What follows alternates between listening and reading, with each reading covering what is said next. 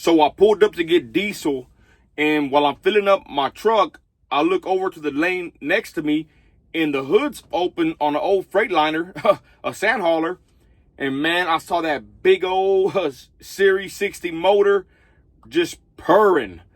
And man, I saw a woman, putting coolant in the reservoir. And I was like, damn, that's a badass motor right there. Old Freightliner. She said it was an '03.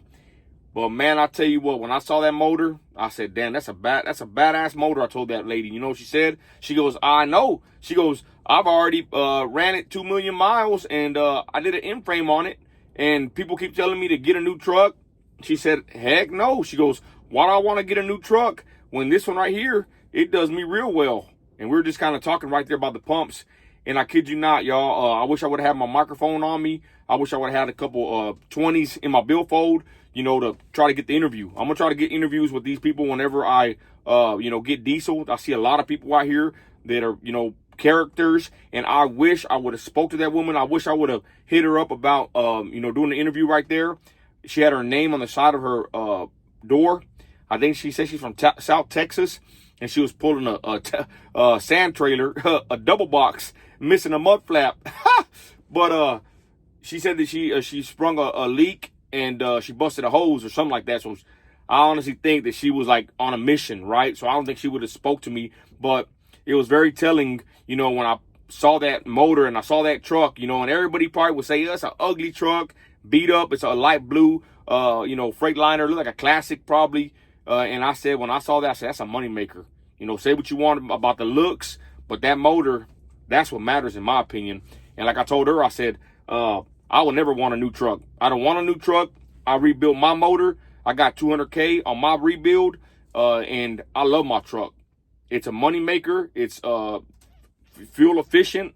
I get about 5 miles to the gallon on this actual motor. You might not think that's a lot, but in the oil fields, a bunch of stop and go, using your pump. I use my pump a lot. I high idle. So, 5 miles to the gallon per gallon on diesel, that's pretty good numbers. I used to get less on the Cascadia. I had a 2014 Cascadia, and that thing will give me like 4.6 miles to the gallon. I'll be like, what the hell's wrong with this damn motor, right? But that's how it is in West Texas. If you get 5 miles to the gallon out here, you're doing good, because it's a bunch of stop and go and a bunch of high idle and all kinds of crap like that. Short loads, whatever you want to call it. But anyways, like I said, that woman, she was very nice. She spoke English. She was a Tejana. She looked like a straight up Texan, and she straight up, was pretty cool. I wish I would have interviewed her. I will be interviewing more people, but like I said, I got to keep a couple twanks on me. That way I can just be like, hey, give me a quick interview, give you 20, 40, 50 bucks, and to speak to these people. But again, like I said, she was there with her hood open and putting water in the reservoir with that big old 60 series 60, whatever you want to call it. Just mobbing, y'all, mobbing. That was a good little sight to see. And I even recorded a piece of her, leaving. I might put it in here, but really I don't want to do no edits.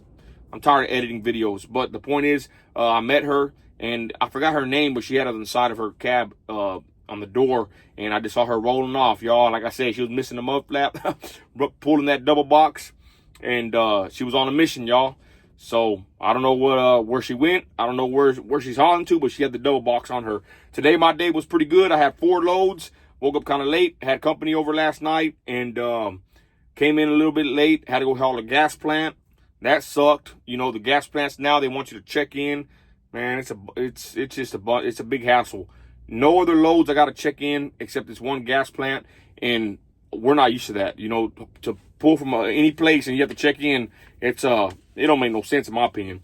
Anyways, then I pulled 3 of the high producers, and now I'm back home, and I'm finna go kick back with my wife and my kids. But I just want to make this quick video, quick update. My day was good, went very well, and it was very awesome to see a fellow trucker with the Series 60 motor and an old Freightliner like mine. Hey, my truck looks beautiful. It's washed, truck and trailer's acidized and clean, and my 60 Series motor is running amazingly, knock on glass, no issues, and it's just a workhorse. I got my alignment done.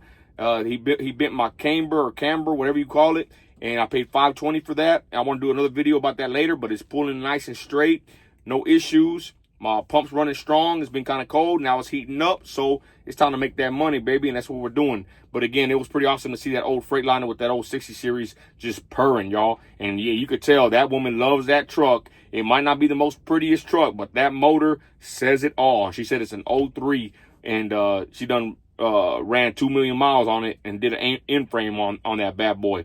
And they tell her to get another truck. She's like, hell no, why do I want to get another truck when this one does just as good as any other truck? That's my reasoning. That's why I like these Series 60 motors. That's what makes the whole truck, in my opinion.